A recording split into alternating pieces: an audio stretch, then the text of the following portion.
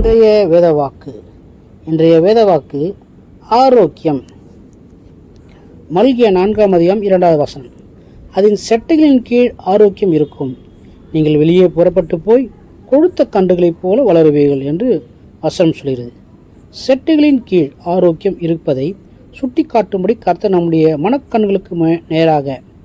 மனக்கண்களுக்கு முன்பாக ஒரு கொழுத்த கன்றை காண்பிக்கிறார். கர்த்தருடைய செட்டைகளின் கீழ் அடங்கியிருக்கிறவர்கள் கொழுத்த கன்றை போல ஆரோக்கியமும் திடகாத்திரமுமாய் இருப்பார்கள்.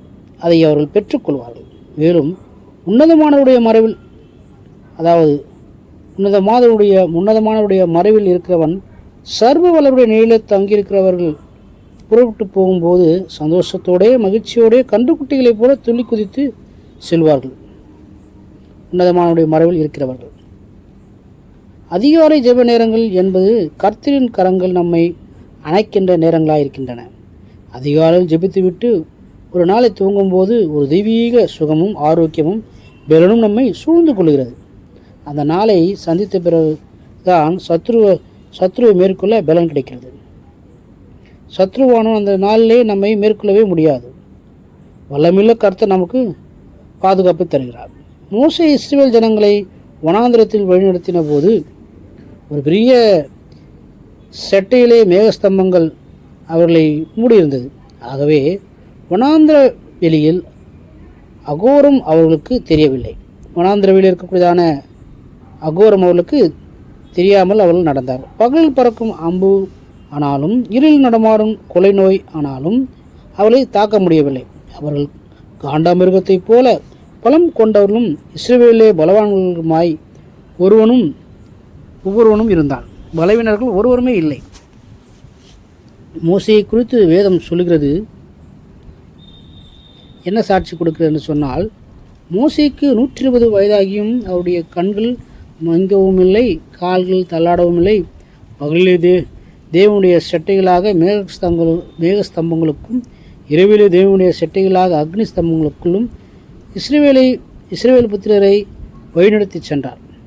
அவர் ஆரோக்கியமுள்ளவராக விளங்கினார்.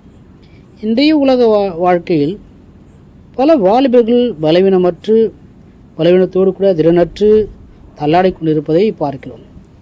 மாணவ பருவத்திலே புகைப்பிடித்து போதைப் பொருட்களுக்கு அடிமையாகி கஞ்சா, புகையிலை இன்னும் நிறைய கெட்ட பழக்கங்களை பயன்படுத்துகிறார்கள்.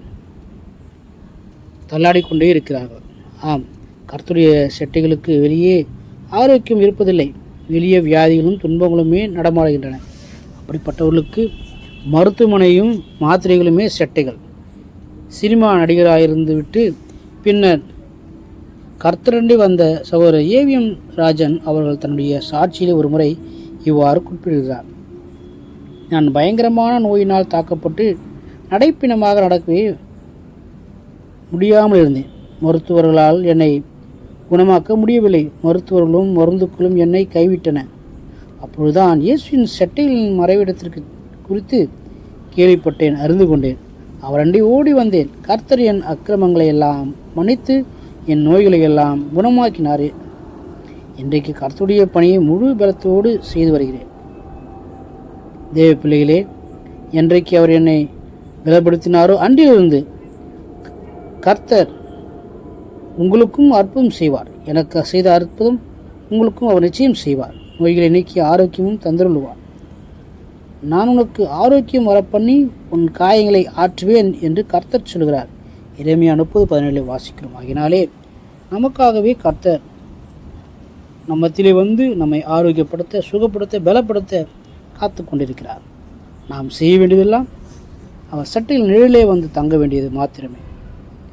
சட்டைகளை விட்டு வெளியே செல்வோம் என்று சொன்னால் நாம் பிரச்சனைகளுக்குள்ளாக, வியாதிகளுக்குள்ளாக, சோர்வுகளுக்குள்ளாக, பலவீனத்துக்குள்ளாக, பிசாசின் கண்ணீர்களுக்குள்ளாக சிக்கிக்கொள்வோம். ஆகையினாலே செட்டைகளை விட்டு விலகாதபடிக்கு ஆரோக்கியத்தை பெற்றுக்கொள்ள கர்த்தருடைய செட்டைகள் நிழலே வந்து தஞ்சம் புகுவோம். கர்த்தர் நம்மை ஆரோக்கியமாக, சுகமாக பலப்படுத்துவார்கள். ஆமென். God bless you.